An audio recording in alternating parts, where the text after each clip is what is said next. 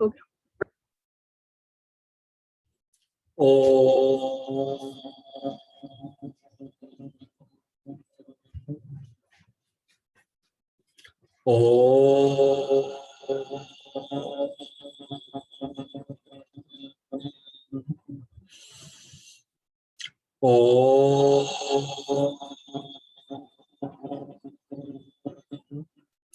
ओम सच्चिदानंद रूपाय विश्वोत्पत्त्यादि Hathaway तापत्रय विनाशाय श्रीकृष्णाय वयं नुमः।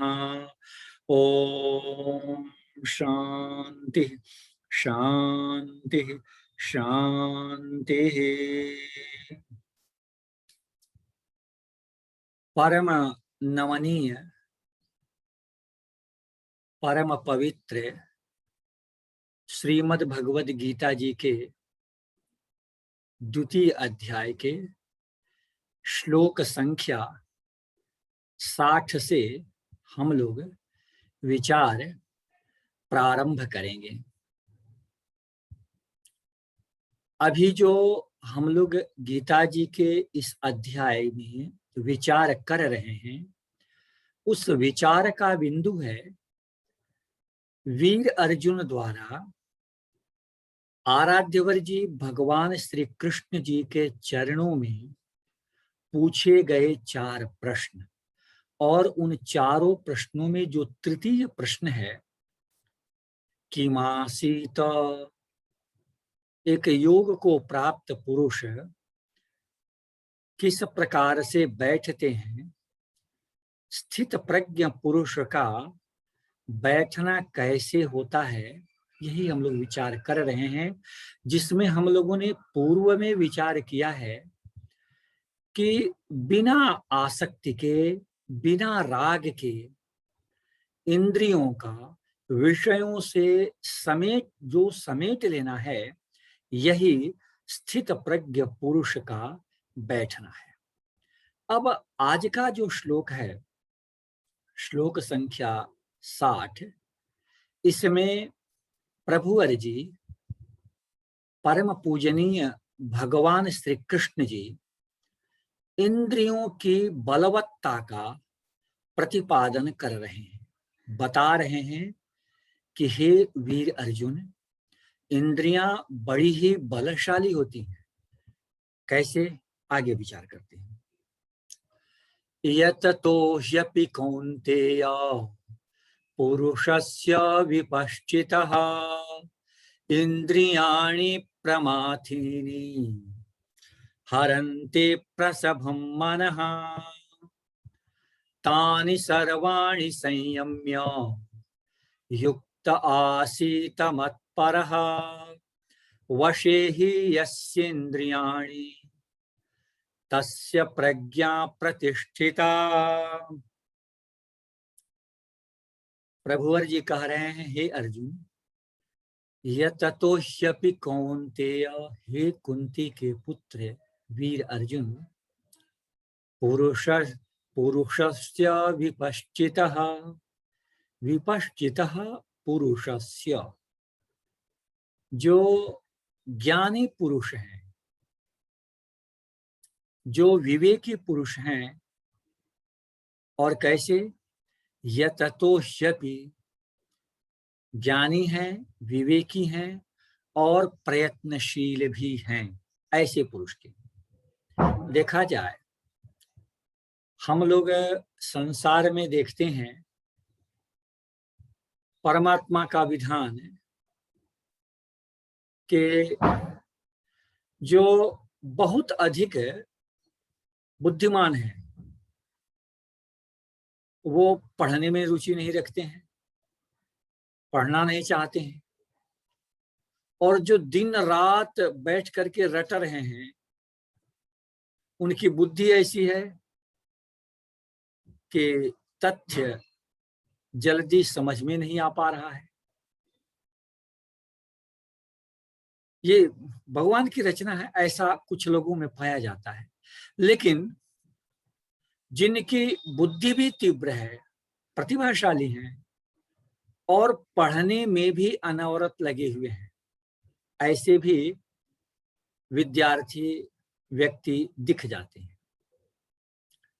कुछ इसी प्रकार से मिलता जुलता प्रसंग अभी है इस श्लोक का प्रथम और द्वितीय चरण, जिसमें आराध्यवर जी कह रहे हैं कि हे अर्जुन, पुरुषस्य विपश्चितः यततो ह्यपि कौन्तेय, विवेकी पुरुष जो विवेकी भी हैं, जो ज्ञानी भी हैं, और यततो ह्यपि, और प्रयास भी कर रहे हैं।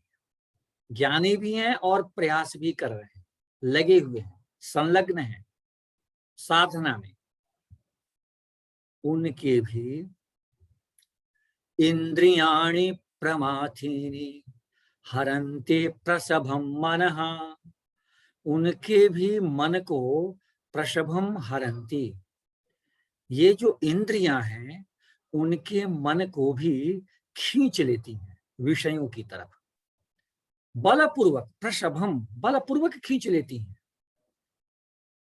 ऐसा कैसे होता है? तो पूज्यवर भगवान श्री कृष्ण जी कहते हैं, इंद्रियाणि प्रमाथीनि, ये प्रमथन स्वभाव वाली इंद्रियां हैं, और ये प्रमथन स्वभाव वाली इंद्रियां बलपूर्वक विवेकी जन, प्रयत्नशील, साधना में, समाधि में जो प्रयत्नशील हैं, समाधि के लिए जो प्रयत्नशील हैं, ऐसे साधक के मन को भी विषयों की तरफ खींच लेती हैं। तो एक बार का प्रसंग है, परम पूजनीय प्रथम आचार्य शंकर जी से सत्संग के क्रम में उनके किसी शिष्य ने पूछा कि मानव का, पुरुष का शत्रु कौन है? तो उन्होंने कहा था कि पुरुष का शत्रु उसकी अपनी इंद्रियां ही हैं। तो फिर उन भक्त ने पूछा कि फिर मित्र कौन है? तो प्रथम पूजनीय आचार्य शंकर जी ने उत्तर दिया था कि जिसकी इंद्रियां अपने नियंत्रण में हैं, अपने वश में हैं, वे वश में की गई इंद्रियां ही अपना मित्र भी हैं। अभी आगे भी बताएंगे। वशे ही यस्य इंद्रियाणि, तो प्रभुवर जी कह रहे हैं वीर अर्जुन को कि ये इंद्रियां इतनी बलशाली हैं कि समाधि के लिए प्रयत्नशील साधकों, जो ज्ञानी भी हैं, विवेकी भी हैं, उनके मन को भी विषयों की तरफ खींच लेती है। हरन्ते प्रसभम मन। अब यहाँ एक बात है, पुरुषस्य विपश्चितः, इस श्लोक के द्वितीय चरण में पुरुष इस शब्द का प्रयोग किया गया है। तो क्या ये प्रमथन स्वभाव वाली इंद्रियां केवल पुरुष के ही मन को खींच लेती हैं या नारी के भी मन को खींचती हैं? यह एक जिज्ञासा का भाव, यह एक जानने की इच्छा हो सकती है। बहुत सारे आज के जो तथाकथित कुछ ऐसे आधुनिकतावादी हैं, नारीवादी हैं, कहेंगे कि इसमें भी कुछ वो पुरुष नारी का भेद है, देख लो। ऐसा क्या? देखें, ऐसा नहीं है। पुरुष शब्द का अर्थ होता है मनुष्य जाति, समस्त मानव समुदाय। उसमें नर भी सम्मिलित हैं और नारी भी सम्मिलित हैं। हमें स्पष्ट रूप से यह जान लेना चाहिए। पुरुष अर्थात मानव समुदाय, और उसमें स्त्री और पुरुष, नर और नारी दोनों का ही समावेश किया गया है। इसलिए जब आराध्यवर जी भगवान कृष्ण जी वीर अर्जुन को यह उपदेश दे रहे हैं पुरुषस्य विपश्चितः, तो इसमें पुरुष माने नर और नारी दोनों समाहित है। एक जरा आधुनिक दृष्टिकोण से देखें तो हम लोग ट्रेन की यात्रा करते हैं, दिल्ली वगैरह में जाएं, बस की यात्रा है, तो हम उसमें क्या देखते हैं, महिलाओं के लिए आरक्षित कोच ऐसा लिखा होता है, महिलाओं के लिए आरक्षित सीट, जगह, स्थान ऐसा लिखा होता है। तो महिलाओं के लिए आरक्षित स्थान उसमें केवल महिलाएं ही बैठती हैं अथवा केवल महिलाएं ही यात्रा करती हैं। लेकिन जो पुरुष के लिए है उसमें पुरुष और महिला दोनों ही यात्रा करती हैं, दोनों ही बैठते हैं। नारी के लिए आरक्षित स्थान में पुरुष तभी बैठेंगे जब वो नहीं है, आएंगे तो उनका स्थान छोड़ देना होगा। आरक्षित कोच में पुरुष नहीं बैठ सकते। तो इसका तात्पर्य क्या है? आधुनिक व्यवस्था में भी इन उदाहरणों से एक बात स्पष्ट है कि पुरुष में नारी का अधिकार तो है, पुरुष के लिए जो भी व्यवस्था बनी हुई है उसमें नारी के लिए स्थान है, लेकिन नारी के लिए जो आरक्षित है उसमें पुरुष के लिए स्थान नहीं है। तो यदि इस दृष्टिकोण से भी देखें तो पुरुषस्य विपश्चितः, यदि भगवान पुरुष शब्द का प्रयोग कर रहे हैं तो उसमें स्वतः ही नारी के लिए उनका संकेत है, उनका वर्णन है। अर्थात जो ज्ञानी नारियां हैं, जो विदुषी हैं, विवेकवती नारियां हैं और समाज के लिए प्रयत्नशील भी हैं, ऐसी नारियों के लिए भी, न केवल पुरुषों अपितु ऐसी नारियों के लिए भी भगवान का उपदेश है कि यह प्रमथन स्वभाव वाली इंद्रियां बलपूर्वक विषयों की तरफ खींच लेती हैं। हरन्ते प्रशभम मनः।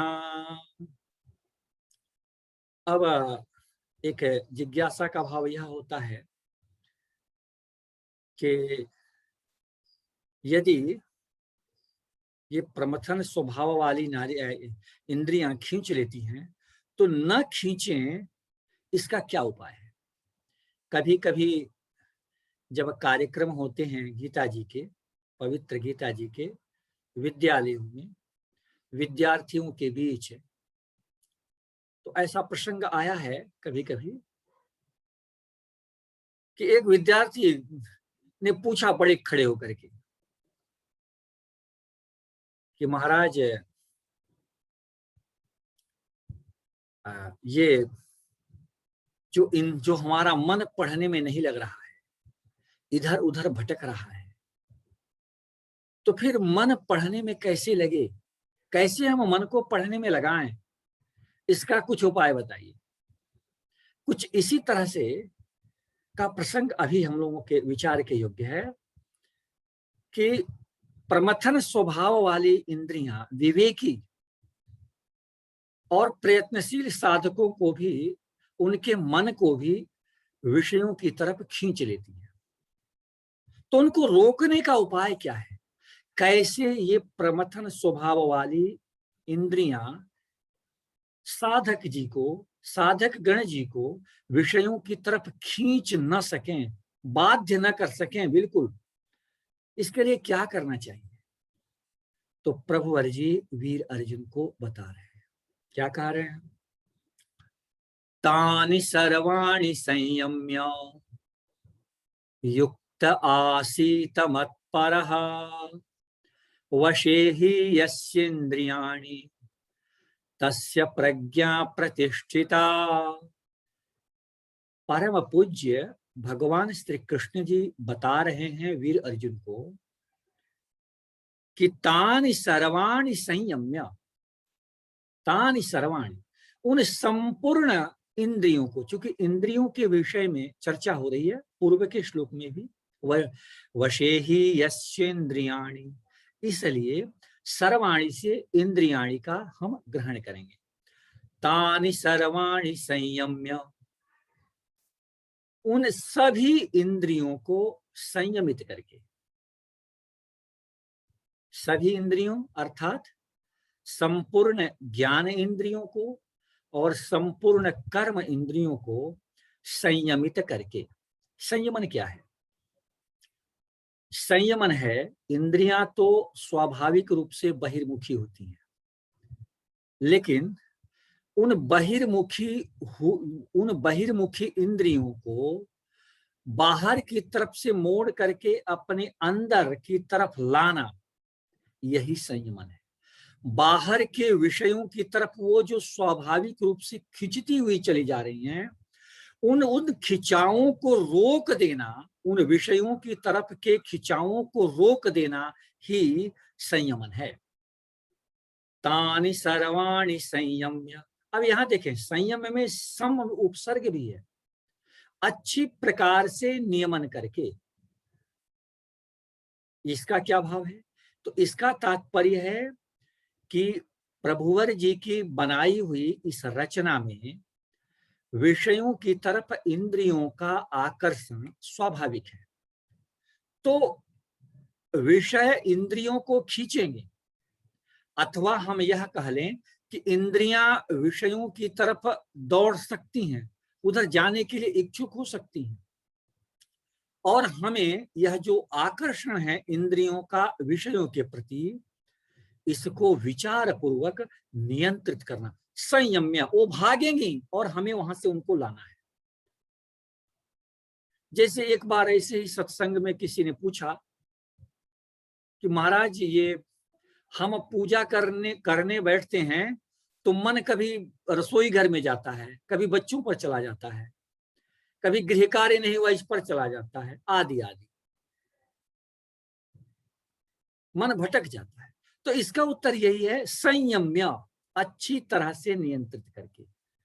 इंद्रियों का विषयों के प्रति दौड़ना यह उनका स्वाभाविक स्वभाव है, स्वाभाविक स्वभाव है, और हमें वहां से हटा करके पुनः अपने अंतःकरण में स्थित परमात्मा की तरफ लाना, यह हमारा कर्तव्य है। संयम्य, उस जो आकर्षण, संयम का भाव हुआ आकर्षण, इंद्रियों का विषयों के प्रति जो आकर्षण है उसको रोक देना।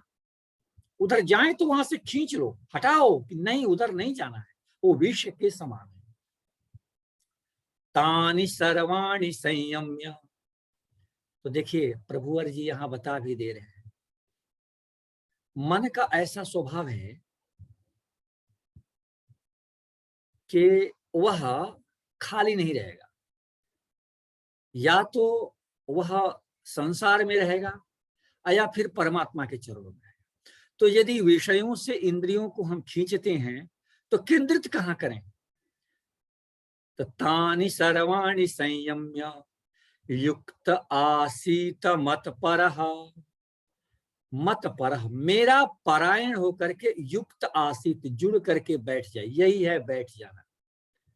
मेरा परायण होकर के अर्थात परम पूज्य भगवान श्री कृष्ण जी का के दिव्य अलौकिक परम चैतन्य स्वरूप को हृदय में रख करके संपूर्ण इंद्रियों को वहां केंद्रित कर दें।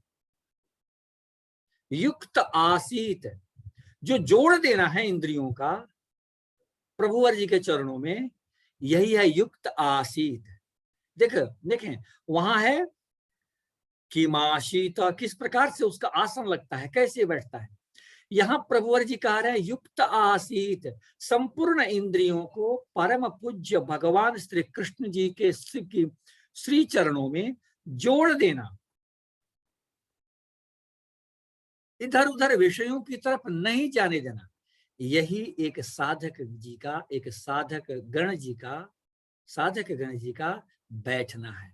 युक्त आसीत मत परः वशेहि यस्येन्द्रियाणि तस्य प्रज्ञा प्रतिष्ठिता। प्रभुवर जी कह रहे हैं कि हे वीर अर्जुन, वसे ही यस्येन्द्रियाणि, जिसकी इंद्रियां वश में हो जाती हैं, उसकी ही तस्य प्रज्ञा प्रतिष्ठिता, उसकी ही बुद्धि स्थिर होती है। देखिए, वशे ही यस्य इंद्रियां, इंद्रियों का वश में होना अत्यंत आवश्यक है। हम किसी भी कार्य को करने में लगें, संलग्न हों, और यदि हमारी इंद्रियां हमारे वश में नहीं हैं, तो हम किसी भी कार्य को सुचारू रूप से नहीं कर सकते। वशे ही यस्येन्द्रियाणि, जब इंद्रियां वश में होगी तभी बुद्धि स्थिर होगी, और जब बुद्धि स्थिर होगी तभी एक विद्यार्थी का पढ़ने में मन लगेगा, तभी एक व्यवसायी बंधु का व्यवसाय में रुचि होगी, और तभी एक किसान बंधु का खेती में, खेती रूप कर्म में वो पूरी तरह से जुड़ पाएंगे। मन जब इधर उधर, बुद्धि जब वशे ही यशेन्द्रियाणि, जब इंद्रियां वश में नहीं रहेंगी तो बुद्धि भी स्थिर नहीं रहेगी, और हम अपने कर्तव्य निर्वाह को भी ठीक से नहीं कर पाएंगे। तस्य प्रज्ञा प्रतिष्ठिता, यही एक स्थित प्रज्ञ पुरुष का बैठना है। अब एक बात यह हो रही है मन में जिज्ञासा कि जैसे मान लें कि कोई व्यक्ति हैं, उनके मन में भाव होता है कि हम प्रभु जी के परायण न हों, उनका ध्यान न करें, उनके श्री चरणों में ध्यान को केंद्रित न करें। हम इंद्रियों का विषयों के प्रति जो स्वाभाविक खिंचाव है, आकर्षण है, उसको भी हम न रोकें तो क्या हो जाएगा?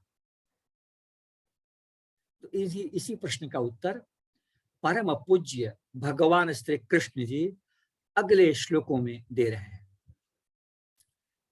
देखिए, जीवन में वैराग्य का होना यह अत्यंत उत्तम है।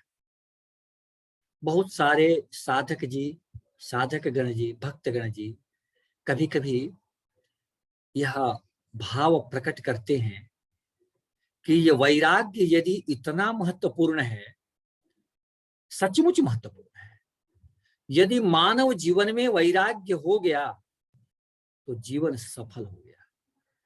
इतना वैराग्य महत्वपूर्ण है, तो वैराग्य होवे कैसे? एक व्यक्ति को वैराग्य की प्राप्ति हो कैसे जाए?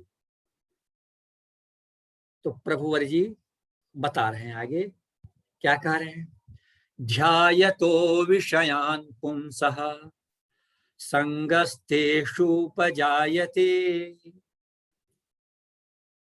ध्यायतो विषयान् पुंसः संगस्तेषुपजायते, संगात् संजायते कामः, कामात् क्रोधोऽभिजायते। एक बड़ा सरल सूत्र है उन भक्त जी के लिए, उन भक्तगण जी के लिए जिनके हृदय में यह भाव है कि हम वैराग्य को कैसे पावें। तो वैराग्य को कैसे पावें, इसको समझने के लिए, अनुभव करने के लिए हम राग को कैसे पावें, इस पर पहले देखें, अथवा विषयों में हमारा जो राग है वह कैसे होता है। जब विषयों में राग कैसे होता है यह हम जान लेंगे इस सूत्र को, तो फिर वैराग्य कैसे होता है हम इसे भी जान सकते हैं। तो राग कैसे होता है? ध्यायतो विषयान् पुंसः संगस्तेषुपजायते, ध्यायतः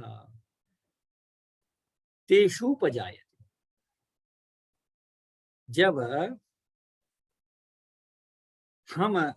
जब भक्तगण जी या कोई भी मानव, सामान्य मानव भी, मानव माने पुरुष और नारी दोनों के लिए, ध्यायतो विषयान, जब हम इन विषयों का ध्यान करते हैं, और कैसा ध्यान करते हैं, यह नहीं कि विषय खराब है, कितना अच्छा होता, एक खूबसूरत मकान होता स्कॉर्पियो होती, यह होता वह होता भौतिक पदार्थों के, और चिंतन कर रहे हैं, बड़ा अच्छा लग रहा है सोचने में, चिंतन भी कर रहे हैं और चिंतन वो अच्छा भी लग रहा है, ऐसे ही विचार कर रहे हैं।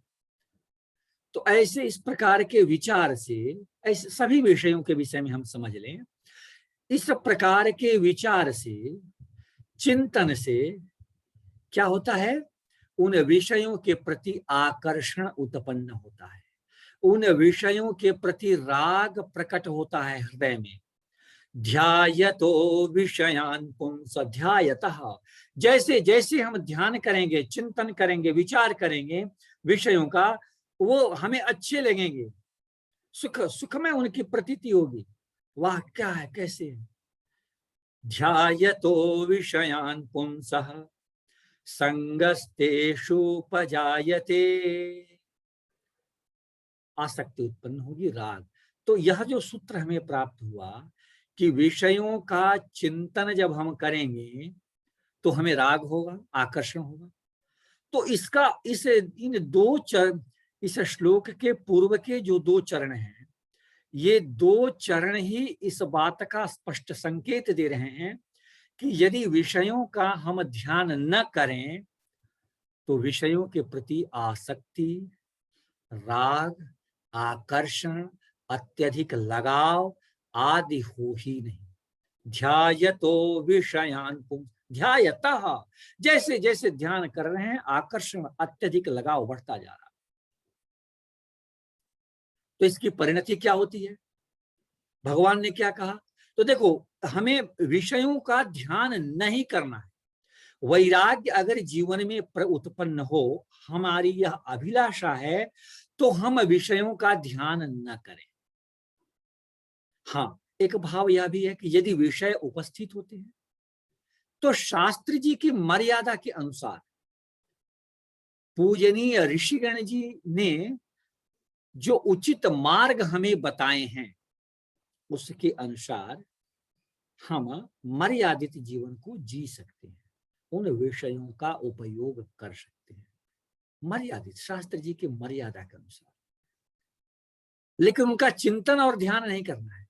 तो राग न उत्पन्न हो, इसका पहला सूत्र है कि विषयों का ध्यान या चिंतन हम न करें। सीधी सी बात है। तो जब न करेंगे तो वैराग्य होगा ही। तो राग जब नहीं होगा, राग छूट गया, तो वैराग्य का बीज भी, वैराग्य का मूल भी उन साधक के हृदय में उत्पन्न हो गया। ध्यायतो विषयान पुंसः संगस्तेषु उपजायते, और जब राग उत्पन्न होगा, आसक्ति प्रकट होगी हृदय में, तो फिर इसके बाद की परिणति क्या होगी, संगात संजायते कामः। जब हम मन में सोचेंगे एक दिव्य मकान हो, बहुत बड़ा सारा मकान हो, पंखे हो, वातानुकूलित यंत्र हो, विद्युत दीप हो, बल्ब आदि आदि हो, तो फिर सोचने में तो बड़ा अच्छा लगेगा, और सोचने के बाद ध्यायतो विषयान पुंस, जब आसक्ति उत्पन्न होगी, अत्यधिक आकर्षण होगा, तो फिर क्या होगा, फिर उसकी चाह उत्पन्न होगी। संगात संजायते कामः, आसक्ति से, अत्यधिक आकर्षण से, अत्यधिक लगाव से इच्छा उत्पन्न। संगात संजायते कामः, मुझे मकान मिल जाता, गाड़ी मिल जाती, यह वस्तु मिल जाता, यह ये पदार्थ मिल जाते, ऐसी चाह उत्पन्न होगी। संगात संजायते कामः कामात् क्रोधो भी जायते, और जब आसक्ति उत्पन्न होगी, आसक्ति से इच्छा उत्पन्न होगी, तो फिर क्या होगा, यदि वह इच्छित वस्तु, वह इच्छित पदार्थ, वह इच्छित जो भी है न मिला, तो कामात् क्रोधो भी जायते, उस कामना से, उस इच्छा से क्रोध उत्पन्न होता है। कामात् क्रोधो भी जायते, और फिर क्या होता है, इसकी परिणति आगे आगे क्या होती है, हम लोग परम महान परम पूज्य प्रभुवर भगवान श्री कृष्ण जी की अहेतु की कृपा से अगली चर्चा में विचार करेंगे। आज गीता जी के प्रसंग में, विमर्श में, विचार में हम उनकी अनुमति के साथ यहीं विश्रांति लेते हैं। ओम पूर्णमदः पूर्णमिदं पूर्णात् पूर्णमुदच्यते पूर्णस्य पूर्णमादाय पूर्णमेवावशिष्यते। ओम शांति शांति शांति।